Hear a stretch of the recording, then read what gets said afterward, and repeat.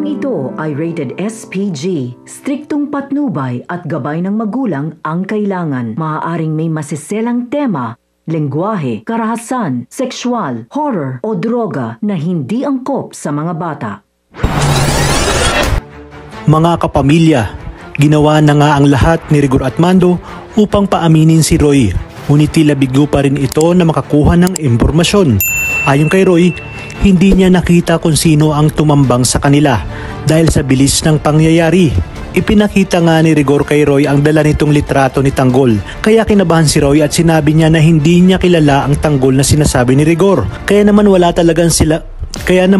talaga silang napiga kay Roy. At sa kanilang pag-alis ay sinabi ni Roy sa kanyang sarili na kilala niya umano ang bumaril sa kanya at ito nga ay si Tanggol. Hindi niya nga ito ikinanta dahil baka ikanta din sila ni Tanggol at baka madamay pati si Ramon.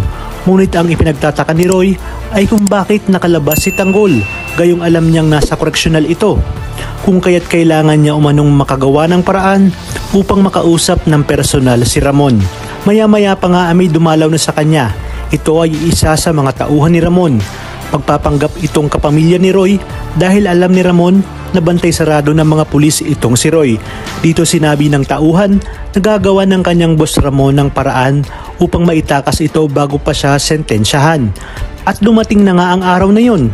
At sa pag-uusap ni Roy at Ramon ay agad na sinabi ni Roy na kilala niya umano kung sino ang tumambang sa kanya. At ito nga ay si Tanggol na siya nga ring nagnakaw ng pera nila sa mansyon. Dagdag pa nga ni Roy na nag-iimbestiga na rin ang tatay ni Tanggol ngunit hindi niya umano ito inamin. Kaya naman dito tila naguluhan si Ramon at sinabi na di ba umano alam ni Roy na tunay niyang anak ang Tanggol na anak ni Rigor de Magiba. Kung kaya't pinabulaanan ito ni Roy at sinabi na imposible dahil nakakulong umano sa bilibid si Tanggol at nakalabas lang upang tambangan sila. Hinala niya umano na may kinalaman ang taga-koreksyonal kung bakit nakakalabas-masok itong si Tanggol. At dahil hindi mapakali si Ramon, ay ipinakita nito kay Roy ang larawan ni David. Kaya naman dito sinabi ni Roy na hindi umano ito si Tanggol. Kung gusto umano ni Ramon ay puntahan niya ito sa bilibid dahil hindi basta-basta si Tanggol.